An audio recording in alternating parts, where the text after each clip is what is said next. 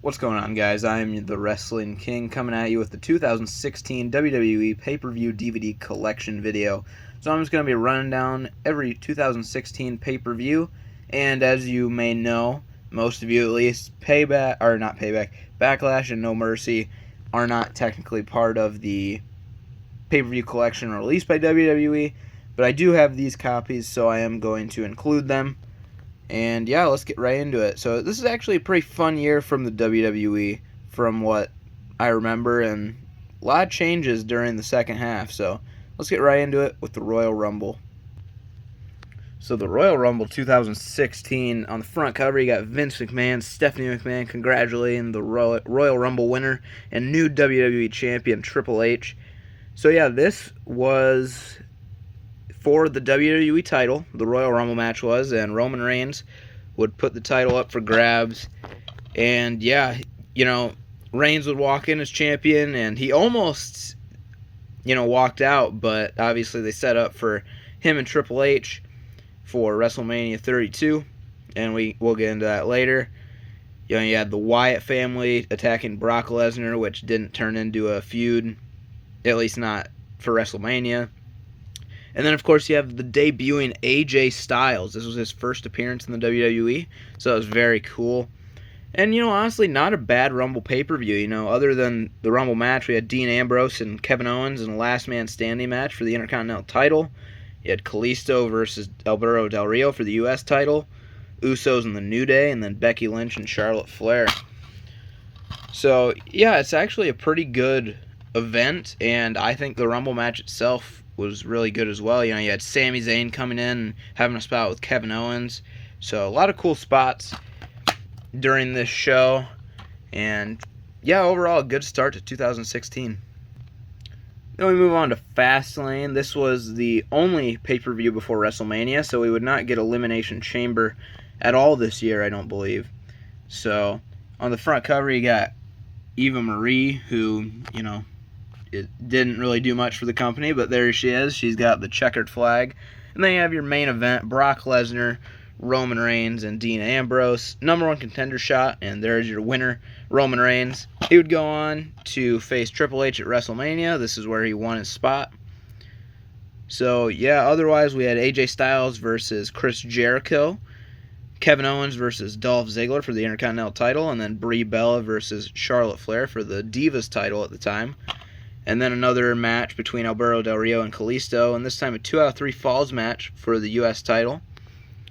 So yeah, not too memorable of a pay-per-view, but the main event is pretty good, and it was just setting up for Reigns to get that spot, and main event WrestleMania for the second time in a row at this point.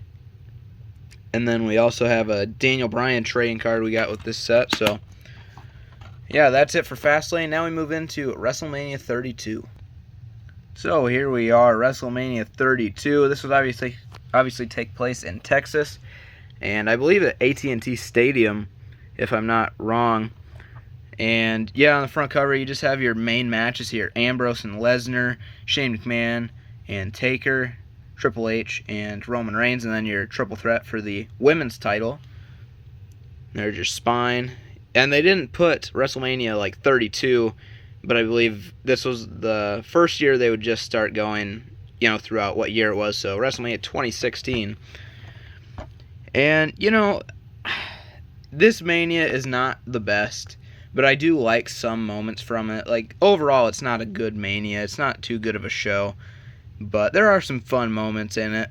You had The Rock coming out and having a 6-second match with Eric Rowan. You had John Cena helping The Rock fight off the Wyatt family, so that was kind of cool, just weird stuff. And you had Stone Cold, HBK, and Mick Foley coming in and brawling with the New Day, a little bit at least. And yeah, Charlotte there winning the new Women's Championship, and Roman Reigns, who would be victorious and walk out as WWE Champion. And he didn't have that long of a reign either. It was only 3 months, I think. But there's some of your artwork. Triple H's entrance. Then I'll show you some of the background. There's Taker and Shane. Your Rock trading card. Get your ladder match there. Stone Cold, HBK, Mick Foley. And we'll move on to this background. You got some of the women's match and the Andre the Giant Memorial Battle Royal. And then your Hall of Fame disc. There you go. You got Sting headlining that one. You also have Snoop Dogg, Big Boss Man, Fabulous Freebirds, Joan London, Stan Hansen. So there you go. Some more artwork there. You got the star in the center, the Usos up top there. And now I'll run down the matches of this show. So you had the Intercontinental Championship ladder match where Zack Ryder would win, and I thought that was a cool moment, even though he lost it the next night to The Miz. But very good opener to WrestleMania. They had AJ Styles versus Chris Jericho, another pretty solid match. Zack Ryder makes his WrestleMania moment, so yeah, just had a backstage segment. The New Day versus the League of Nations. That was where the New Day came out in that big Booty-O's box, like giant box of cereal. That was cool. No holds barred street fight, kind of disappointing between Dean Ambrose and Brock Lesnar. The Hall of Fame class. Triple threat for the women's title. Charlotte, Becky Lynch, and Sasha Banks. Probably the best match on the show, if I'm being honest. Then you have some of your kickoff matches. Kalisto and Ryback for the U.S. title. Total Divas versus Bad and Blonde. And the Usos versus the Dudley Boys. Then on disc 2, we move on. You get Shane McMahon versus The Undertaker inside Hell in a Cell. You have your Andre the Giant Memorial Battle Royal, I believe won by Baron Corbin. And then The Rock has a special message, so The Rock segment, that was cool. And the main event, which was kind of a disappointing main event as well, Triple H and Roman Reigns. And then the other two in the Hall of Fame class, I forgot to mention, The Godfather and Jacqueline. There you go. So yeah, like I said, it's not the best WrestleMania by any means, but I enjoy certain parts of it, but it's not one that I go back and rewatch very often. So that's all for WrestleMania 32, and now we move on to the aftermath of WrestleMania. So we move into Payback, the first pay-per-view after WrestleMania, and AJ Styles is right in the title picture right away, debuted the Rumble, and now he's already in a main title picture. You got him and Roman Reigns up front with the glass shattering, so it's a pretty cool cover. It's alright. AJ and Roman on the spine. I'd like to see a feud between them sometime soon. I think they could do a pretty nice story nowadays. So yeah, you had AJ and Roman in the main event for the WWE title. Solid main event. You had Natalya versus Charlotte. Kevin Owens versus Sami Zayn. Cesaro versus The Miz, which was for the Intercontinental title. And Dean Ambrose versus Chris Jericho. So, yeah, actually not too bad of a show. I mean, you had not really too many rematches from WrestleMania, so I don't know if you had any, actually. So, there you go. You got Roman Reigns with a bunch of shattered glass. I think that's a pretty cool discard, actually. And then Dean Ambrose trading card. And that is all for Payback 2016. Not a terrible show. Then we move right into Extreme Rules 2016, which this had some rematches for sure from Payback. So you got Roman Reigns and AJ Styles once again in an Extreme Rules match, and after Roman Reigns would retain, Seth Rollins would make his return after his knee injury to come back and get right in the title picture against Roman Reigns. So definitely a cool moment there and a great main event. You also had a fatal four-way for the Intercontinental title. Cesaro, The Miz versus Kevin Owens and Sami Zayn. And then I think you had Natalya versus Charlotte once again for the women's title. You had the Ambrose Asylum match between Chris Jericho and Dean Ambrose, where Jericho would take the bump into the thumbtacks. And there's your disc art. Nice black and white. I think that's very cool artwork that they did there. Just having this black and white feel. So yeah, it's pretty cool. Next up is what many people might consider to be the best pay-per-view of 2016, Money in the Bank. And awesome cover here. You have all three members of the Shield holding the WWE Championship, and they would hold the title within, I think, 5 minutes of each other, roughly 5 to 7. It was a great moment. Obviously, you have your 6 participants in the Money in the Bank ladder match: Cesaro, Kevin Owens, Sami Zayn, Del Rio, Jericho, and of course the winner, Dean Ambrose. So yeah, very good event here. You had John Cena versus AJ Styles, Dean Ambrose cashing in his Money in the Bank contract the same night. Seth Rollins would beat Roman for the title, and then Ambrose would just cash in and win the WWE title.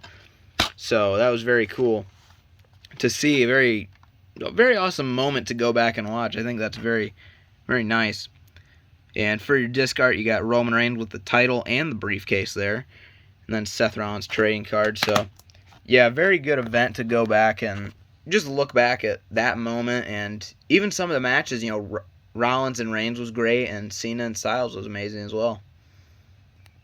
Next up, we have Battleground 2016. Now, this was going right after the brand split. So, Dean Ambrose is a member of SmackDown, and obviously he would retain the title in the Shield Triple Threat match. That probably should have happened at SummerSlam, if I'm being honest, but it is what it is. You had Ambrose, Reigns, and Rollins in a really good main event. Once a brotherhood, now a Battleground. They even put it right there. And, yeah, Reigns and Rollins were on Raw trying to bring the WWE title over to their brand, and Ambrose would win and bring it home to SmackDown. You also had John Cena and Enzo and Cass versus The Club, Styles, Gallows, and Anderson. You had the very, very good match that people still talk about. I think Kevin Owens even mentioned it on Raw a couple weeks ago. Kevin Owens and Sami Zayn, awesome match. You had the Wyatt family versus the New Day. You had Sasha Banks and Bayley versus Charlotte and Dana Brooke, I believe. So yeah, another pretty solid pay-per-view. For the most part, I think after WrestleMania, all the pay-per-views were pretty consistently good for the most part. So you got John Cena with his "You Can't See Me" flag there. That's pretty cool. Got Roman Reigns trading card. So, like I said, I think this is a pretty good event, and this would be the last kind of B pay-per-view that would not be brand exclusive to Raw or SmackDown during the year of 2016. Now we move into SummerSlam 2016. I think this is an okay SummerSlam. I don't think it was fantastic, but it did have some good moments. It had some bad moments, but yeah, overall it's a pretty decent show. You have Finn Balor, who won the inaugural match for the Universal title. There it is. You got Demon Balor, and then Dean Ambrose would retain the WWE title against Dolph Ziggler in kind of a disappointing match, but Dolph Ziggler was really hot at this time, and I'm glad they gave him a shot at the WWE title. You got your top stars up there, Orton and Lesnar, who would have that main event, which is kind of memorable, but for the wrong reasons. I think Orton got busted open, and yeah, it was just kind of a mess of a main event, to be honest. You had Sasha Banks versus Charlotte for the Raw Women's title. Like I said, Balor versus Rollins for the Universal title. Very good match. And then Cena versus AJ Styles in maybe their best match. I really enjoyed their Royal Rumble 2017 match, but some people might like this one better because it was a very good one. So, yeah, very good time in WWE. We're getting Cena versus Styles consistently, and they always put on amazing matches. So, yeah, that's about it for SummerSlam 2016. Now we move on to Backlash 2016. This was a SmackDown exclusive pay-per-view, I think 2 weeks after SummerSlam, or maybe it was a month, I'm not sure, but at this time pay-per-views were happening within like 2 weeks of each other. So you got Ambrose and Styles up there, your main event, and a nice blue background. Then your six-pack challenge for the SmackDown Women's title, and I believe Becky Lynch would win to become the first ever SmackDown Women's Champion. So yeah, on this match listing, we had Randy Orton and Bray Wyatt, The Miz versus Dolph Ziggler for the Intercontinental title. The second chance match, SmackDown Tag Title Tournament, the Usos versus the Hype Bros. And then the SmackDown Tag Title match, Rhino and Heath Slater versus, to be determined, but it was the Usos. And then, like I said, your six-pack challenge for the women's title. And then up here, or that was it. Then you just had your main event, Dean Ambrose versus AJ Styles for the WWE World Championship. So, yeah, very cool artwork back here. And, this wasn't a terrible show. I don't think it was the greatest, but it was okay. And this, yeah, there's not really any discard for this. It's the same for No Mercy. But, yeah. So, Backlash, the first SmackDown show And AJ Styles would win the WWE title for his first time and go on a pretty good run for the remainder of 2016. Then we have Clash of Champions 2016. This was Raw's first brand exclusive pay-per-view. You got all your champions there, including the Cruiserweight champion, which were exclusive to Raw. The Cruiserweights were. You got TJ Perkins, you got the New Day up there, Rusev, Charlotte, and Kevin Owens. So obviously Finn Balor had injured his shoulder in the match with Rollins at SummerSlam and would have to vacate the title, which eventually led to Kevin Owens becoming the champion and starting a feud with Seth Rollins. So they would main event this show, and you had Jericho and Kevin Owens doing great TV, I thought. They were doing great stuff during this time, and I enjoyed Raw with Kevin Owens and Chris Jericho. And then you had TJ Perkins versus Brian Kendrick, I believe. You had the New Day versus Gallows and Anderson, I think. And then Charlotte versus Bayley, and then versus Sasha Banks as well in a triple threat match for the women's title. And then you had Roman Reigns winning the U.S. title from Rusev at this show. So, this was an alright Raw show as well. I think maybe their next show, which was Hell in a Cell, was a little better, but definitely some good matches here between Owens and Rollins and, the women's triple threat. So, yeah, decent time for WWE, putting on some pretty good shows at this time. Next up, we have another SmackDown pay-per-view, No Mercy. So you got your triple threat, which actually opened the pay-per-view between AJ Styles, John Cena, and Dean Ambrose. And then you had Bray Wyatt and Randy Orton once again. And then Becky Lynch and Alexa Bliss, which I believe would turn into Naomi versus Alexa Bliss, but the planned match was Becky versus Alexa for the women's title. You got AJ up top there on the spine, and then John Cena and Dean Ambrose. So on the back, you got The Miz and Dolph Ziggler there, and this was the career versus title match, as you can see right there. So very, very good match there. Dolph Ziggler, like I said, he was really popping off at this time. Crowd was really behind him, and good stuff from Dolph Ziggler. You also had Nikki Bella versus Carmella, Jack Swagger versus Baron Corbin, Randy Orton and Bray Wyatt, like I said, Rhino and Heath Slater versus the Usos for the SmackDown Tag Titles once again, and a scheduled Becky Lynch versus Alexa Bliss, and then your triple threat, AJ Styles, Dean Ambrose, and John Cena. Very good triple threat for the WWE World Title. And I don't need to open this, but I will. There's no artwork, but there you go. So that was No Mercy 2016. I think I enjoyed certain parts of this better than Backlash, actually, but another solid show from SmackDown. And now we move on to Hell in a Cell 2016, another Raw show. You got Sasha Banks and Charlotte Flair, who would main event this pay-per-view for the Raw Women's title. And in the first ever women's Hell in a Cell match, do I think that match was great? No, it wasn't, but it was alright for what it was. Sasha and Charlotte had good matches at the time, and this was it was an alright match. I don't think they did a lot with Hell in a Cell, but it was the first one for the women, so it was cool in that aspect. We had Sheamus and Cesaro, who had been having a feud with each other. I forgot to mention at Clash of Champions, they were in their Best of 7 series, but they would team up and take on the New Day here. You had Enzo and Cass versus Gallows and Anderson, Rusev and Reigns inside Hell in a Cell for the U.S. title once again.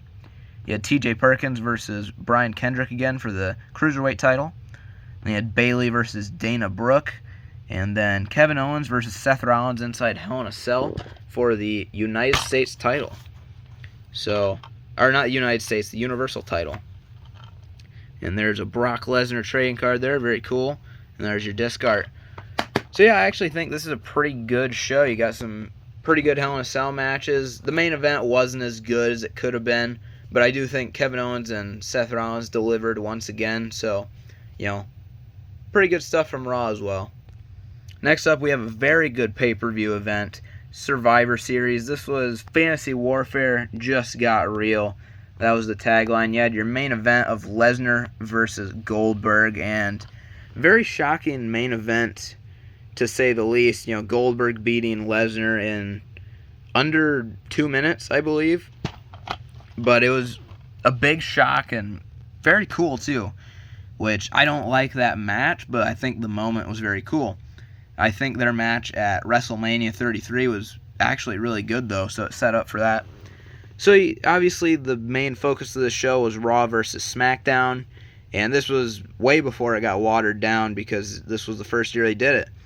So you had your sole survivors for the women's 5-on-5, Bayley and Charlotte winning for Raw. You have Sheamus and Chad Gable there on the, I think, 10-on-10 tag team. So it was 5 tag teams from Raw, 5 tag teams from SmackDown. We also had Sami Zayn versus The Miz for the Intercontinental title. And then your very good, amazing 5-on-5 elimination match, Team Raw versus Team SmackDown. You got Reigns, Rollins, Jericho, Owens, and Strowman for Raw. Styles, Orton, Wyatt, Ambrose, and Shane O'Mac for SmackDown. So yeah, this was a very fun show, and I think this was it was really good at the time, and then eventually Raw and SmackDown going head to head just got old as time went on, but at this time it was very good. So yeah, I really enjoy going back and watching that 5-on-5 match, and not a bad pay-per-view at all. Now we have Tables, Ladders, and Chairs 2016, the last SmackDown pay-per-view of the year. So you got AJ Styles going for a phenomenal forearm with tables, ladders, and chairs in the background, so that's pretty cool. Got Styles up top and then Ambrose down low. So yeah, they would main event this show in a TLC match for the WWE World title once again. So they had a pretty long feud here. I think it would go from Backlash until here, TLC. And then you also had Carmella versus Nikki Bella. You had the Wyatt family of Orton and Wyatt winning the SmackDown tag titles from Heath Slater and Rhino. You had The Miz versus Dolph Ziggler for the Intercontinental title in a ladder match. So they had a pretty long feud as well. And yeah, very good SmackDown content, weekly and pay-per-view wise. And then you also had Alexa Bliss winning the SmackDown Women's title for the first time in a tables match against Becky Lynch. So I actually like this. This might be my favorite 2016 SmackDown pay-per-view event. I think it was very fun and some good matches. Bliss and Lynch was good. The Wyatts winning was cool. And the main event delivered as well. So yeah, very good show to, cap off the year for SmackDown. And then the last pay-per-view of the year, we had Raw presenting Roadblock End of the Line. And you have your main event there, Kevin Owens, Roman Reigns for the Universal title. And you have kind of some cop cars in the background, some caution tape artwork there. So yeah, they would have a Roadblock pay-per-view at the beginning of the year, I believe. But I think it was just kind of, it wasn't a very big or heavily featured event. It was just kind of a network special. I don't know if it was very long or not. It had Triple H and Dean Ambrose, but they brought it back at the end of the year. Roadblock End of the Line. So here we go. Like I said, Owens and Reigns in the main event. You had Seth Rollins versus Chris Jericho. You had Strowman versus Sami Zayn. And then you had Charlotte versus Sasha Banks for the Raw Women's title in a 30-minute Iron Woman match. So, I think some matches on the show are alright, but SmackDown was putting on some better shows towards this time compared to Raw. So, that's just what it was. But I do think Kevin Owens' title reign was very good, so I did enjoy his stuff. So yeah, that's it. There's not really a lot to talk about. Kevin Owens retained, and yeah, that's about it. It's not a very memorable pay-per-view to cap off 2016. However, with all that said, I do think that this year for WWE was very fun and probably one of the better years that WWE has had in a very long time. I don't know if they've had a better one since, TV-wise, because TV definitely needed some freshening up, and the brand split definitely helped that towards the second half of this year. And yeah, we had a lot of fun matchups and good matches from Raw and SmackDown, and it was just a good time in WWE. Everything felt new and fresh. So Hope you guys enjoyed this. Let me know your thoughts on the 2016 year as a whole down in the comments below, and I'll catch you in the next one.